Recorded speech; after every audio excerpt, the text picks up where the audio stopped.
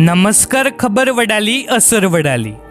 આજે 14 જાન્યુઆરી એટલે કે મકર સંક્રાંતિ એટલે કે ઉત્તરાયણ.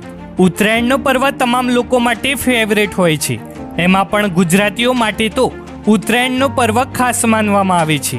ત્યારે સાબરકાંઠા જિલ્લાના વડાલી સહિતના તાલુકામાં આજે ઉત્તરાયણ પર્વને લઈ વહેલી સવારથી જ પતંગ રસિયાઓ ધાબા ઉપર પતંગ અને દોરી લઈને પહોંચી ગયા છે.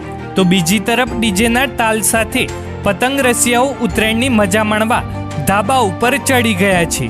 પરંતુ ખાસ વાત તો એ છે કે વહેલી સવારથી જ પવન ન હોવાના કારણે પતંગ રસિયાઓ પતંગ ઉડાવી શક્યા ન હતા.